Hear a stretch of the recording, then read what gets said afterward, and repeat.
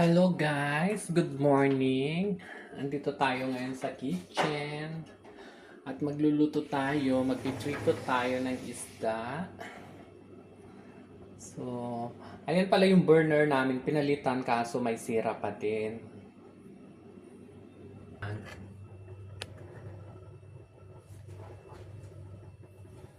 Kita nyo ba guys?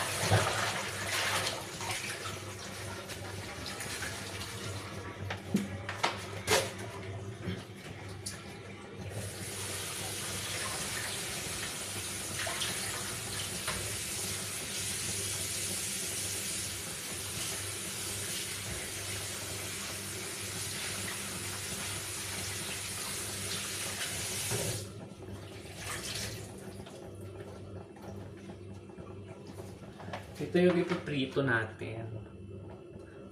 Yan. Ano bang papangalan niya? Pampano.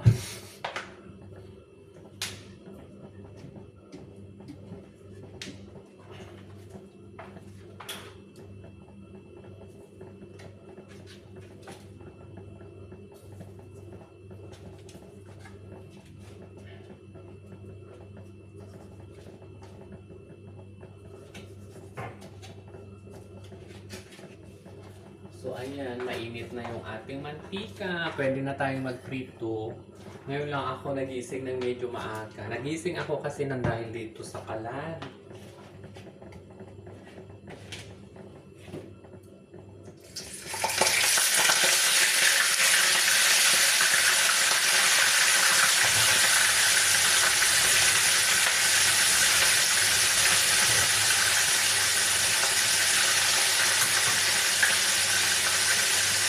Piprito natin tapos gawaan natin ng sauce. Para makapag-breakfast tayo na umaga. Actually, 2 peraso lang ito binili ko. Kasi dapat instead kagabi ko siya lulutuin. Kasi hindi ko siya naluto kagabi. Kaya ngayon ko lang siya maluluto. Kasi wala nga kaming lutoan kagabi.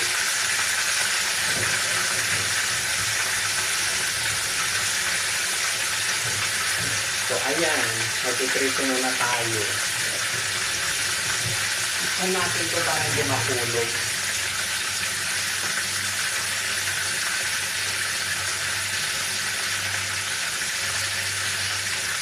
So ayan guys, ito yung gagawin nating sauce.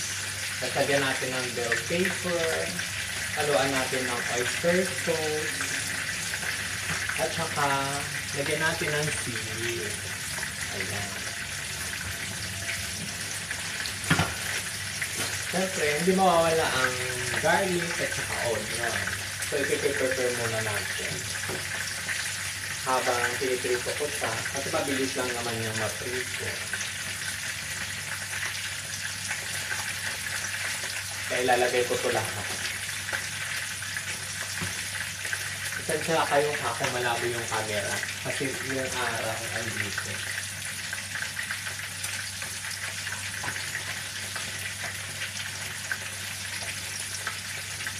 Try natin dito. Ayan. Ayan, medyo okay naman.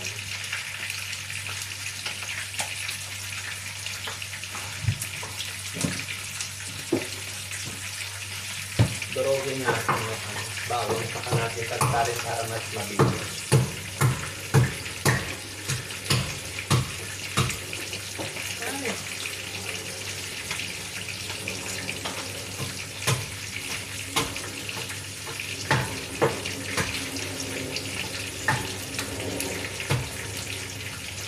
Lagyan natin yung buo na bawang.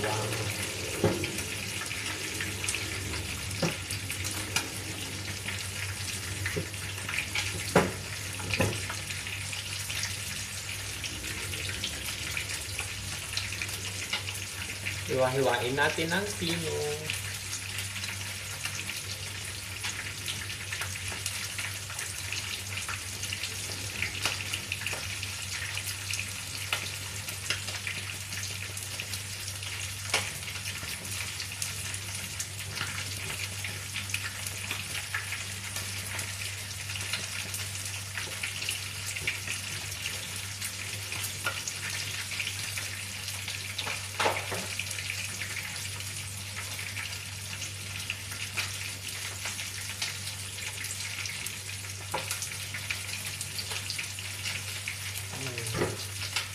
Baliktad muna na.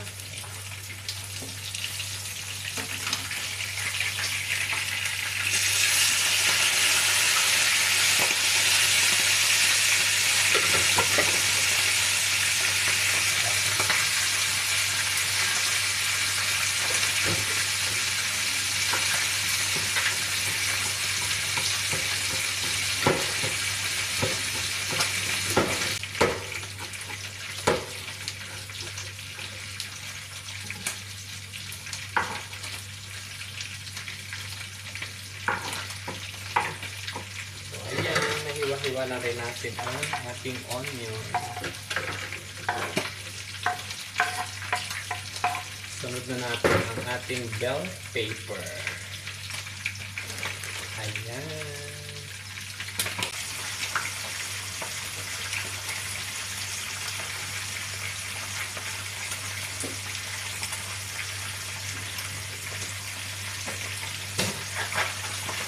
Pulang-pula.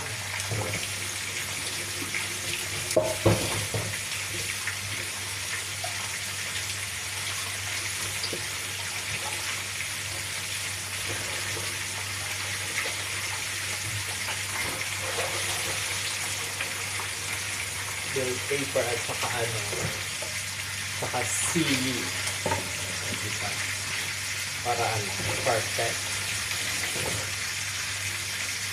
Hiwa-hiwain lang natin. Hiwain ko na lang siya ng pahaba.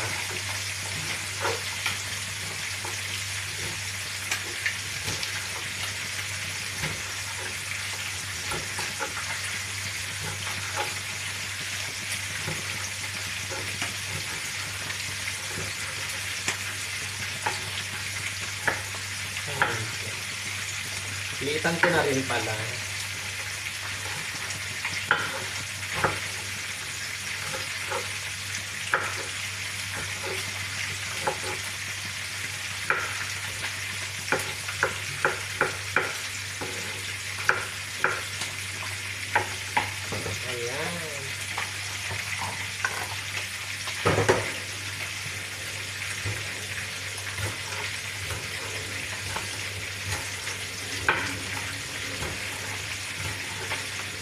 Ano na pala dito? 12 ng tanghali.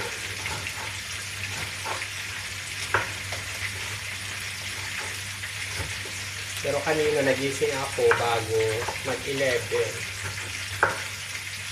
Mga 10:50 ganon.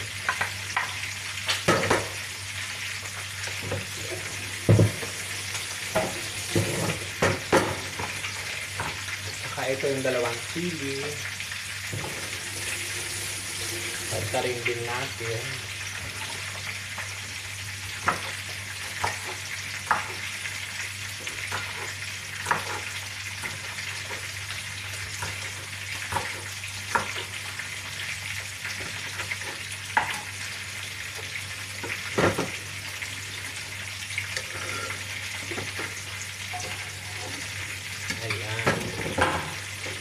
Ready na ang ating mga pang-kakalo. Antayin lang natin maprito ang ating piniprito.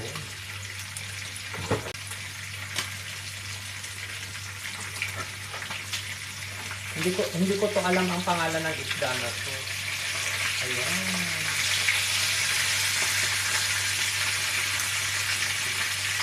Mabilis lang siya maluto. Pwede ko na rin dito gawin yung sauce niya sa ano. Sa pinagprituhan ko, bawasan ko lang yung mantika.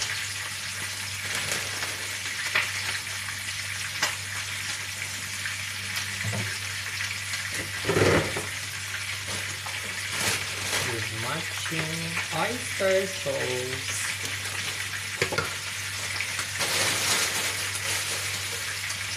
Lagay tayo dito kasi ginagawa natin itong basurahan. So, mga plastic.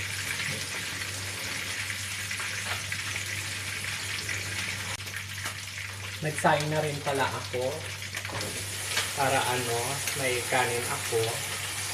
Actually, may bahaw doon. Kaso, baka kulangin.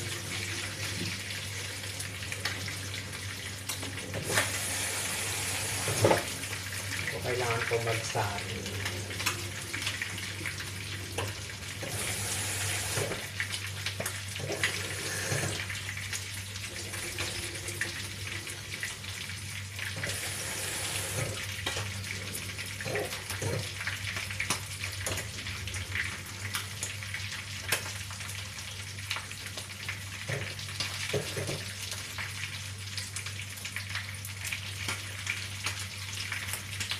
Doon ko na pala ito isasain sa loob.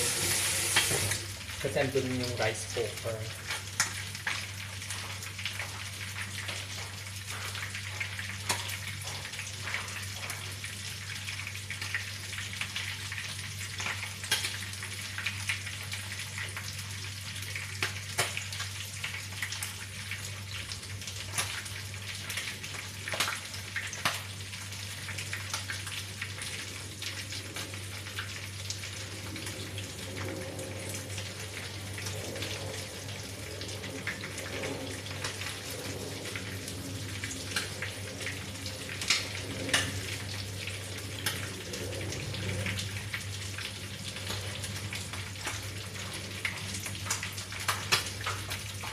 So, ayan, nakaprito na tayo.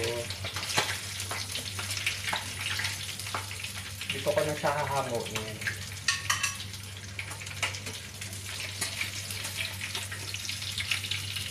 Naprito na ang ating pampano. So, ayan. Ayan natin dito sa gilid. Bawasan ko lang yung mantika. Dito ko na ipiprito. Total, hindi naman sunog yung pinagpritohan ko.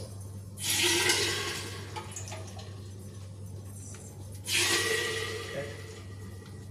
So, ayan.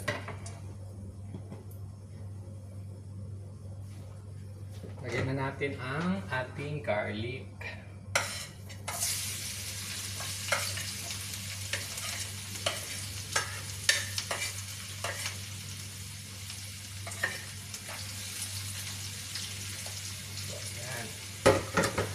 Makalimutan natin.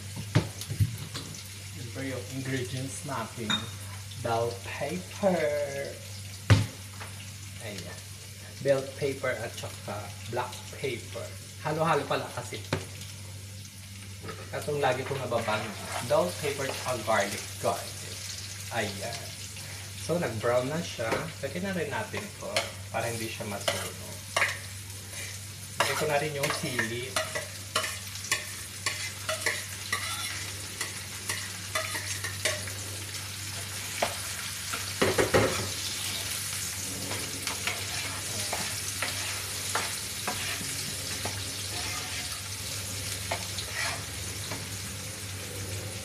Binalik ko yung kutsilyo ko doon sa loob.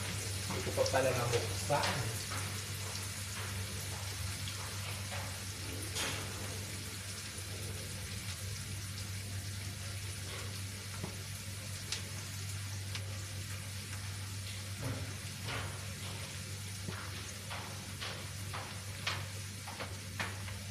At dahil wala akong can opener, ito ang gagamitin natin.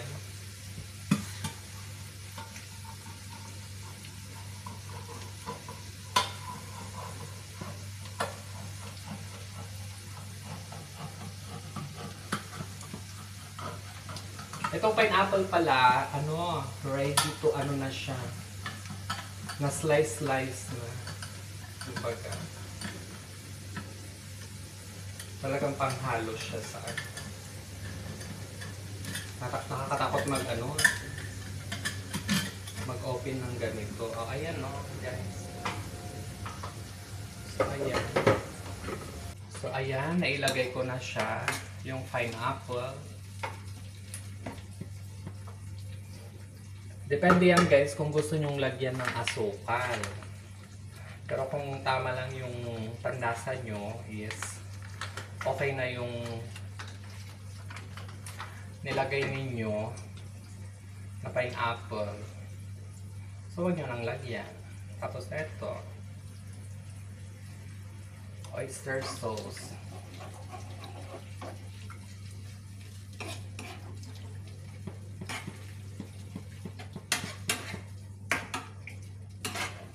Ayan.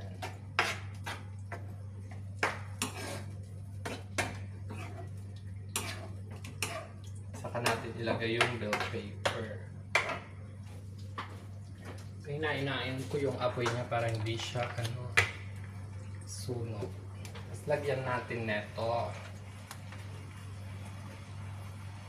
Kasi masarap din to panghalo.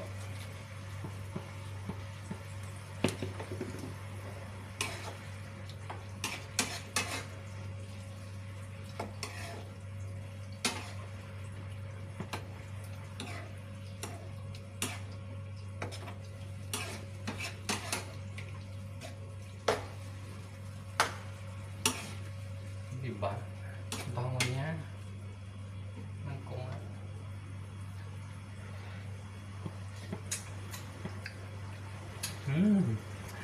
Matamis-tamis siya. Lagay ko na rin tong bell pepper.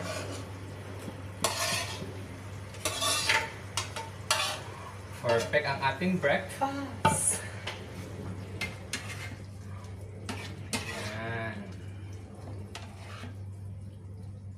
Ano pa bang hahanapin mo pag ganito ang breakfast? Di ba? Masarap. Perfect! Masaya na naman ang ating tummy. Ang ganda yung pagkaprito niya, crispy. Tapos lalagay natin yun. O, di ba? So ayan, lilipat ko na naman siya dito kasi nagluko na naman itong isa. Para medyo maluto pa ng konti ng bell pepper.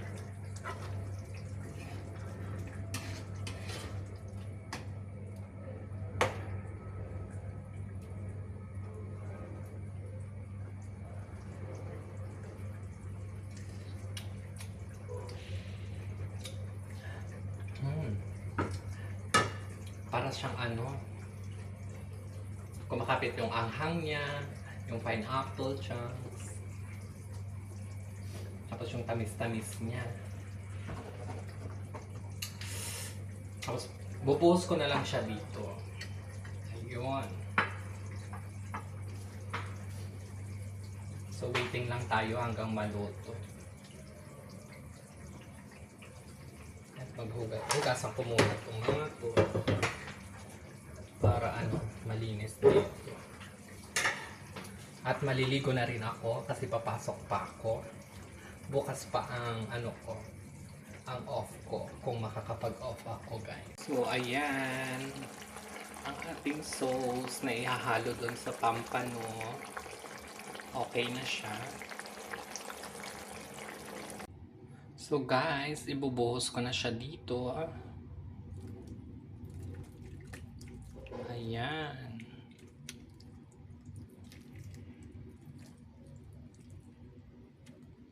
Perfect.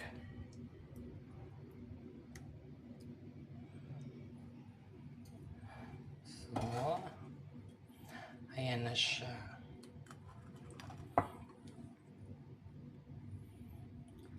Pampano with pineapple chunks. Kain tayo guys. Katatapos ko lang maligo. So, kakain muna ako. Kasi may oras pa naman. Hmm. Maanghang yung chili na nailagay ko. Siguro maanghang siya kasi medyo mainit pa.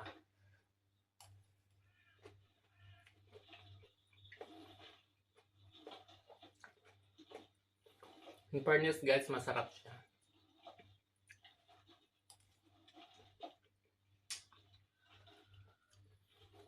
Kasi yung ginagawa ko lang dito minsan, pag nagluluto ako ng ganito, prito lang o kaya yung niluluto ko siya ng suka.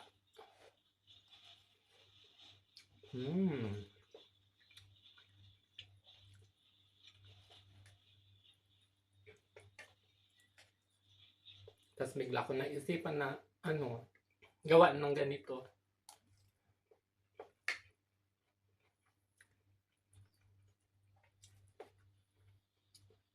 Para siyang yung mga parang sarsyado, iba din yung sarsyado, 'di ba? Kamatis naman 'yun, tsaka maiklog.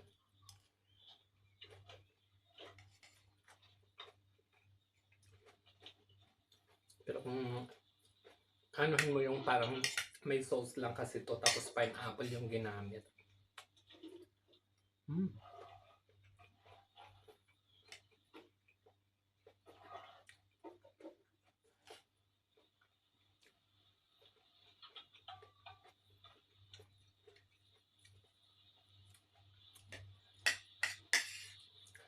Fairness, masarap.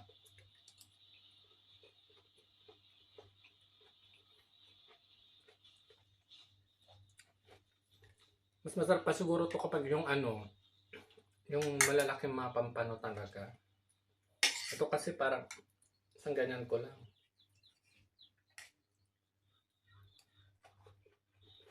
Para mas malaman.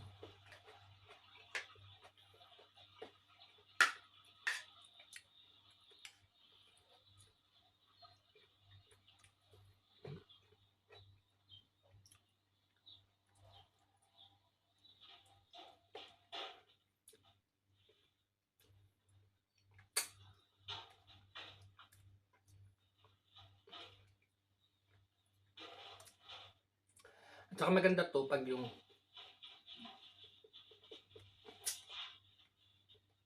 hindi masyadong nag-ulam ng mga isda. Kasi ito malalaki yung tinik niya.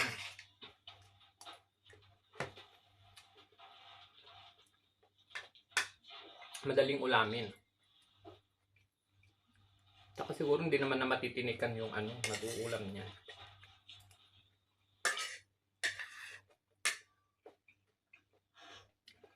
Kasi 'di ba meron yung mga ayaw nila sa matitinik.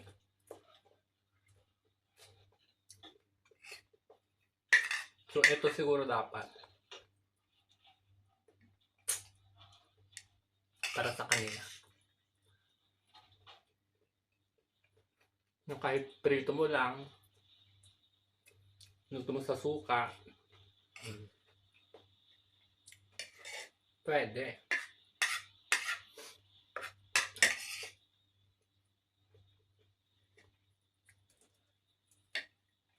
Tsaka malasa din tong isda.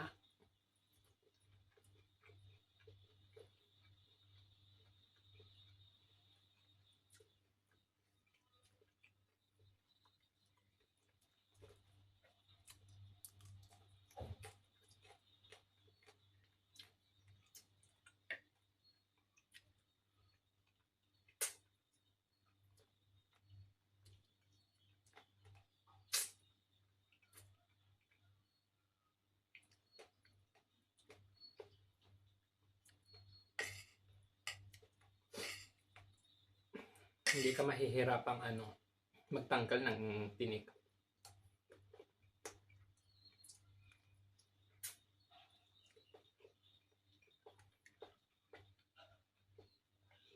Pero kung yung bangus malilit talaga,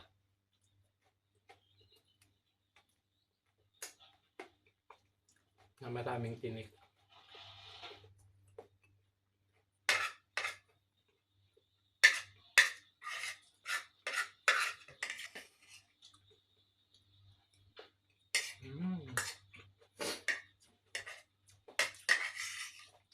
Sarap.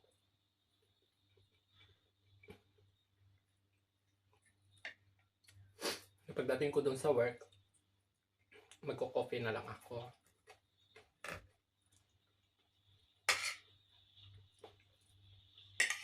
Wala nang bread.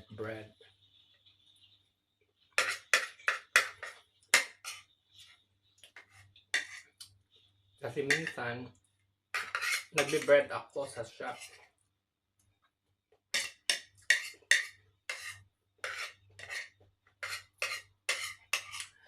Coffee, red bread. Guys, gumawa pala ako ng ng garlic with honey. Ayan. Ibinabad ko siya. Ito yung honey na binili ko kahapon. Tapos ito, gumawa ako kagabi. Tapos binabad ko. Para meron akong minunguya. Kasi maganda daw yan eh. Kaya ito try ko siya. Babad ko muna siya ng kahit mga 2 linggo bago ko siya kainin. Kahit 3 cubes sa isang araw. Di ba? Para maganda yung health natin. Tsaka dadagdagan ko pa yan. Para medyo marami-rami.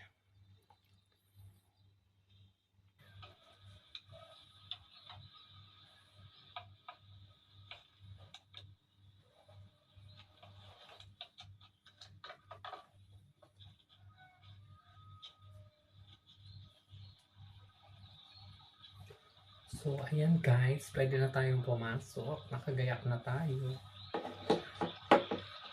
Lapit ng time in. At malapit ng mag-1. So, see you next time sa susunod na vlog guys. Thank you for watching always.